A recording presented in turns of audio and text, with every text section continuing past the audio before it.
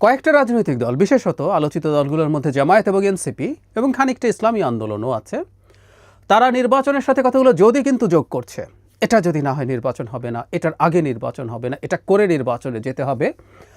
এটা দেখে কেউ কেউ মনে করছেন নির্বাচনে এক ধরনের আনসার্টেনিটি তৈরি হচ্ছে এবং নির্বাচনকে সংশয়ের মধ্যে ফেলে দেওয়া হচ্ছে। এটার যে তেমন কোনো সম্ভাবনা নেই তা বলছি না, সেই সম্ভাবনা খানিকটা হলেও আছে। কিন্তু আমি একটা কথা বলছিলাম, দীর্ঘদিন থেকে যেগুলো কতগুলো রাজনৈতিক বার্গেনিংয়ের এক ধরনের কৌশল হওয়ার সম্ভাবনা আছে, যথেষ্টই আছে, এই কথাটা আমি অনেক সময় বলার চেষ্টা করেছি। সম্প্রতি একটা রিপোর্ট এসছে কালের কণ্ঠে, যেখানে এই বিষয়টা নিয়ে আলাপ হয়েছে। নির্বাচনে জোট নিয়ে দৌড়ঝাঁপ এবং তারাও এই যে চাপ তৈরির চেষ্টা, এটাকে এক ধরনের নির্বাচনী বার্গেইন হিসাবে দেখাতে চাইছে। তারা বলছেন বিএনপির নেতৃত্বাধীন একটা জোট হবে। আপনারা এই রিপোর্টটা একটু পড়ে নিতে পারেন। তারা বলছেন যে এখানে বিএনপির নেতৃত্বাধীন একটা জোট হতে পারে, তার সাথে দীর্ঘদিন থেকে মুভমেন্টে ছিল তাদের সাথে, তাদেরকে নিয়ে জামায়াতের নেতৃত্বে ইসলামী দলগুলো যে কয়টা সম্ভব তাদের একটা জোট হতে পারে। সেখানে তারা এনসিপি, এবি পার্টি এদেরকেও নেওয়ার চেষ্টা করছে। আবার আরেকটা, যেমন গণ অধিকার পরিষদ, গণতন্ত্র মঞ্চ, এরা আবার আলাদাভাবে একটা জোটের চেষ্টা, এবি পার্টি এরা আবার একটা আলাদা জোটের চেষ্টা করা হচ্ছে। কিন্তু গণতন্ত্র মঞ্চ, গণ অধিকার পরিষদ, এবি পার্টি এরা আবার বিএনপির সাথেও জোট করে ফেলতে পারে, এই ধরনের কথাবার্তা আছে। কিন্তু আমি আসলে এই ভিডিওটা যেটা নিয়ে করতে চাই সেটা হচ্ছে, এখানে বিএনপির সাথে আসন সমঝোতার আলাপ আছে, এনসিপির আছে এবং জামায়াতের আছে। প্রশ্ন হচ্ছে এই সম্ভাবনা আদতে কতটুকু বা কতটুকু কাজ করবে। মানে এখানে তথ্যটা এইরকম যে বিএনপি তার শরিকদের জন্য সর্বোচ্চ 60 মানে 60 আসন ছেড়ে দেওয়ার চিন্তা করছে, এটা সর্বোচ্চ। কিন্তু এনসিপি একাই নাকি 30টা আসন চাইছে, দর কষাকষি করছে। কিন্তু বিএনপি 17টির বেশি আসন ছাড়তে নারাজ, মানে বিএনপি এনসিপিকেই 17টা আসন দেবে, এই ধরনের আলাপ আছে। ইন্টারেস্টিং ব্যাপার হচ্ছে এরকম, এদিকে জামায়াত জোটবদ্ধ না হলেও বিএনপির কাছে কমপক্ষে 50টি আসনের ছাড় চায় বলে জানা গেছে। সেটি নিশ্চিত না হওয়ায় তারা নির্বাচনে না যাওয়ার হুমকি দিচ্ছে বলে নাম না প্রকাশ করার শর্তে বিএনপি ও জামায়াতের সূত্র জানিয়েছে। আরেকটা তথ্য আছে, এটা একটু দেখে নেবেন, যে জাতীয় পার্টির উপরে ভর করবে আওয়ামী লীগ, এটা মানে তারা লাঙল নিয়ে নির্বাচন করতে পারে, এই আলাপ আছে। আমি অনেকদিন থেকে বলছি যে জাতীয় পার্টিকে নিষিদ্ধ করে দেওয়ার চিন্তা আসলে মূলত এই কারণে, যাতে জামায়াত এবং এনসিপির বিএনপিকে ঠ্যাক দিতে সহজ হয়। এমনকি আওয়ামী লীগ নিষিদ্ধ করার পেছনে ওটাই প্রধান কারণ ছিল, অন্য যত আলাপ হয়েছে এটা প্রধান না। যাই হোক, আমি সেই আলোচনা এখন ঢুকছি না। এখন প্রশ্ন হচ্ছে আসন সমঝোতা কি হবে এবং হওয়ার মাধ্যমে কি অর্জন করা যাবে, বিএনপি কি অর্জন করতে চাইবে। প্রাথমিকভাবে মনে হয় বিএনপির এটা করে লাভ হচ্ছে যে নির্বাচনের আনসার্টিনিটিটা সরানো যাবে। সুতরাং এই যে যদি কিন্তু দিচ্ছে, অনেকগুলো যদি কিন্তু, বিচার চাই, সংস্কার চাই, আইন শৃঙ্খলার অবস্থা ভালো না, নির্বাচন করব না, নির্বাচন কমিশন ভালো না, করব না, এবং আউট অফ দ্য ব্লু হঠাৎ করে এসে হাজির হয়েছে লোয়ার হাউসেও প্রপোর্শনাল রিপ্রেজেন্টেশন ছাড়া নির্বাচন হবে না, এবং এটার জন্য রীতিমতো মাঠে আন্দোলন করবে বলে ঘোষণা দিয়েছে জামায়াত। ইসলামী আন্দোলন এটার কথা বলছে। এদিকে এনসিপি গতকালই দেখলাম তারা গণপরিষদ নির্বাচন দিতে হবে, এই আলাপে মাঠে নেমেছে। সুতরাং এই চাপগুলো থেকে মুক্তি পেতে বিএনপি সমঝোতা করতে পারে, এটাকে প্রাথমিকভাবে কারণ বলে মনে হয়। এফেক্টিভ কিছু কি হবে, মানে আমি দীর্ঘদিন একটা আলাপ করছি, আমাকে ব্যক্তিগত পর্যায়ে অনেকে মনে করেন বা বলেছেন এনসিপিকে বেশ কিছু সিটে ছাড় দেওয়া দরকার এবং এনসিপিকে পার্লামেন্টে আনা দরকার। শুধু সেটা না, কেউ কেউ বিএনপিকে 100-র বেশি আসনে, মানে বিএনপিকে 200-র নিচে থাকতে হবে, এই আলাপ করার চেষ্টা করেছেন এবং বিএনপি যাতে 100-র বেশি আসন ছেড়ে দেয় এইটা বলার চেষ্টা করেছেন। সেটা কেমন হবে, সেটা আদৌ ফিজিবল কিনা। আচ্ছা, করতে চাইলেও যতটুকু সে ছাড়তে চাইছে সেটাও বাস্তবে কী হতে পারে। বহুদিন বলেছে, ওকে পার্সোনালি অনেকে প্রশ্ন করেছি যে এনসিপিকে ধরে নিলাম বিএনপি তাদের ডিজায়ার 30টা সিটি ছেড়ে দিল, এখন বিএনপি তাদেরকে কিভাবে জেতা নিশ্চিত করবে, এবং জিতলেও আরেক প্রশ্ন আছে, সেই জায়গায় আসবো। ধরলাম এই 30টা সিটে বিএনপি ধানের শীষ দিল না, বহুদিন বলছি, আমি আবারও বলছি যেহেতু একটা আবার নতুন করে আলাপটা হচ্ছে, সেখানে বিএনপি কি তার স্বতন্ত্র সবাইকে ঠেকাতে পারবে? কোনো উপায় আছে? বিএনপির অসংখ্য স্বতন্ত্রের উপরে বিএনপির সর্বোচ্চ নেতৃত্বের নিয়ন্ত্রণই থাকবে না। বিএনপির বহু ক্ষেত্রে চাঁদাবাজিরই নিয়ন্ত্রণ বহিষ্কার করেও করতে পারছে না। সুতরাং এই এমপি হওয়ার সুযোগ কে ছাড়বে? ধরলাম বিএনপির সর্বোচ্চ, মানে প্রত্যেকটা সিটে যে টপ ক্যান্ডিডেটস আছে 3জন 5জন, তারা মানলেন, যেহেতু তাদের একটা পলিটিক্যাল ভবিষ্যৎ আছে, তারা দলের কথা শুনলেন বা এটা অ্যাভয়েড করলেন না, বাকি যারা আছে 3-এর পরে 4, 5, 6, 7 বা 5-এর পরে 6, 7, 8, 9 যারাই আছে, এরা স্বতন্ত্র দাঁড়ালে এনসিপির লোকজন তাদের সাথে জিতবে। আমি কোনো সম্ভাবনা দেখি না 2-1 জনের বাইরে। 2-1 জনেরও সম্ভাবনা আছে কিনা আমি নিশ্চিত নই। তো তাহলে তারা জিতবেন কিভাবে? সিট ছাড়া হলো, কিন্তু তারা জিতলেন না। আর বিএনপি স্বতন্ত্ররা এভাবে জানেন যে তিনি এবার এমপি হয়ে যেতে পারলে সেটাই তার জন্য অনেক কিছু, বিরাট কিছু। টপরা যদি দলের কথা শুনে রিফ্রেইন করে যে আমি ভবিষ্যতে এমপি হব বা আমি দলে কোনো পদ পাবো, সেটা বঞ্চিত হতে চাই না বলে দলের বিরুদ্ধে বিদ্রোহ করব না, অন্যরা করবে না কেন? খুব সহজ সুযোগ এমপি হওয়ার জন্য, কেন ছাড়বে? আচ্ছা, তাহলে জেতানোর জন্য যদি এভাবে না হয় তাহলে কি ইলেকশন ইঞ্জিনিয়ারিং করতে হবে? তাদেরকে যেতে পার্লামেন্টে নিতেই হবে, কেউ কেউ 100 জন নিয়ে যেতে হবে বলে আলাপ দিচ্ছেন। মানে গাঁজাখুরির সীমা থাকা দরকার, কিন্তু সেটা দেখছি না আমরা। সমস্যা আরও মেজর আছে, তারা জিতলেও, সেটাই আসছি। আচ্ছা, এবার জামায়াতে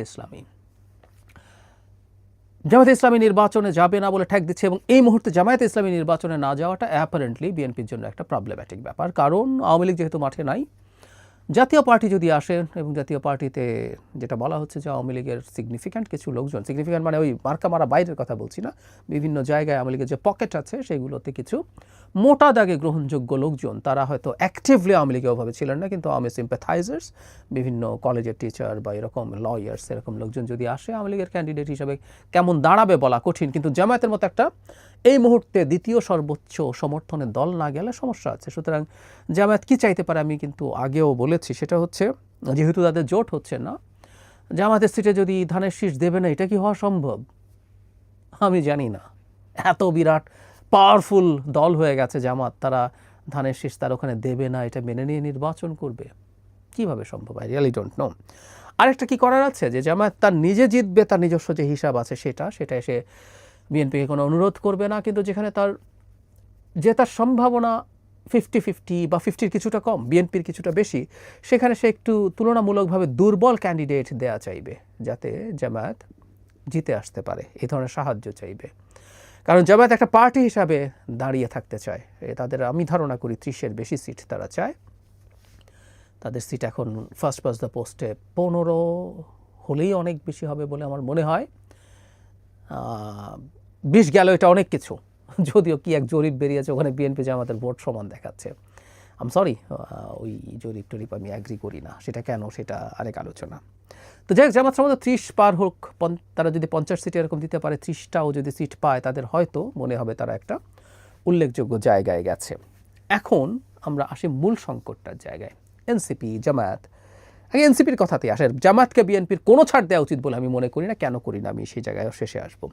আচ্ছা, এনসিপিকে ছাড় দিয়ে এনসিপি বেশ কিছু জায়গায় জিতেও আসলো, তাত্ত্বিকভাবে ধরলাম 20টা সিটে জিতে আসলো, বিএনপি 30টাই ছেড়ে দিল, বা 15টা সিটে জিতে আসলো। মানে তাহলে কি এটা একটা আমিডামি নির্বাচন হচ্ছে, তাই তো? আমরা আওয়ামী লীগের আমিডামি নিয়ে হাসাহাসি করতাম, যেখানে জাতীয় পার্টিকে ছাড় দেওয়া হচ্ছে। ছাড় দিয়ে যে 18 সালের নির্বাচনেও জাতীয় পার্টিকে আওয়ামী লীগ আসন ছেড়ে দিয়েছে, জাতীয় পার্টি নির্বাচিত হয়েছে সো কল্ড, হয়ে সে আওয়ামী লীগের ছেড়ে দেয়া, যেখানে সেখানে নৌকা ছিল না, সংসদে এসে তারা নাকি বিরোধী দল অফিসিয়াল, 2-1 আবার ওই যে আমরা এভাবে ফান করে বলি কুসুম কুসুম সমালোচনা করতো সরকারেরও। সো এনসিপি এখন তাই করবে। ধানের শীষ প্রার্থী দেয় নেই এমন সিট থেকে জিতে এসে সে বিএনপির সমালোচনা করবে, এটা একটা হাস্যকর কিছু ছাড়া আর কিছুই হবে না। আমিডামি নির্বাচন করে একজনের ফেভার নিয়ে পার্লামেন্টে এসে বিরোধী খেলা হবে। যদিও তাত্ত্বিকভাবে আরেকটা ব্যাপার আছে, একটু বলে রাখা ভালো। আর্টিকেল 70 অনুযায়ী দলের, এখনকার যে বিদ্যমান আর্টিকেল 70, দলের বিরুদ্ধে ভোট দেওয়া যায় না, কিন্তু বেসরকারি সদস্য যারা, বেসরকারি সদস্য মানে যেই দল সরকার গঠন করবে তার যারা মন্ত্র পরিষদে যাবে তার বাইরে সব সদস্য আসলে বেসরকারি সদস্য। সো দলের সদস্যরাই দলকে সমালোচনা করতে পারে।